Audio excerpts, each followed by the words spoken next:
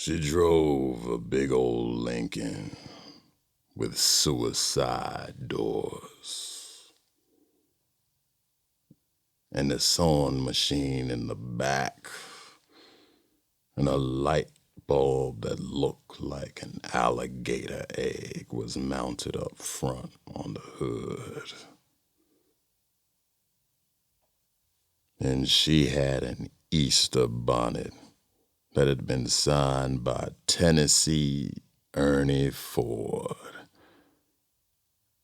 And she always had sawdust in her hair.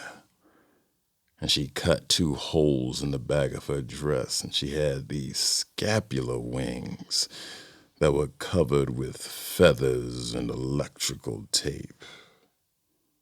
And when she got good and drunk, she would sing about Elkhart, Indiana, where the wind is strong and folks mind their own business. And she had at least 100 old baseballs that she'd taken from kids. And she collected bones of all kinds. She lived in a trailer under a bridge. She made her own whiskey and gave cigarettes to kids. And she'd been struck by lightning 7 or 8 times. And she hated to mention the rain. And she made up her own language.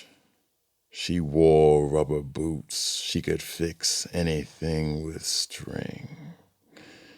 And her lips were like cherries. And she was stronger than any man. And she smelled like gasoline and root beer fizz. And she put mud on a bee sting I got at the creek. She gave me my very first kiss.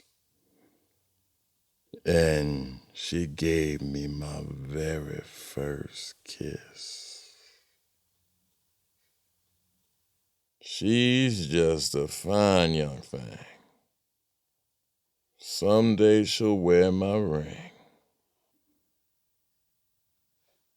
Well, people sometimes ask me if I have any words of advice for young people.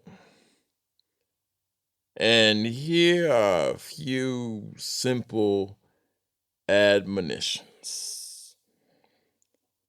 Never interfere in a boy and girl fight. Beware of whores who say they don't want money. The hell they don't.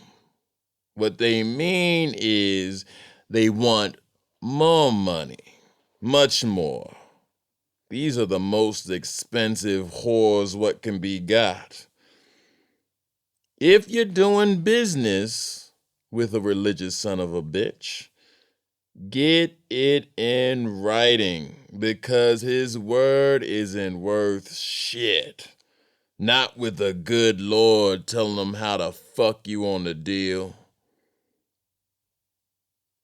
If, after having been exposed to someone's presence, you feel as if you lost a quart of plasma, avoid that presence.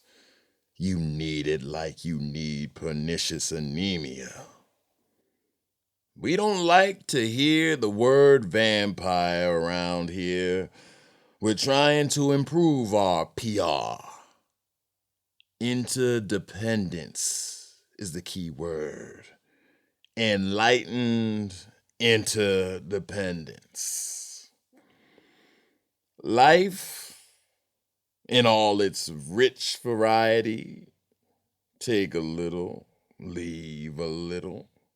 However, By the inexorable logistics of the vampiric process, they always take more than they leave.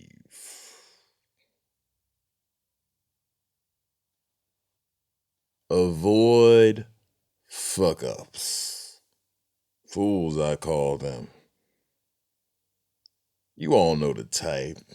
No matter how good it sounds, everything they have anything to do with turns into a disaster. Trouble for themselves and everyone connected with them.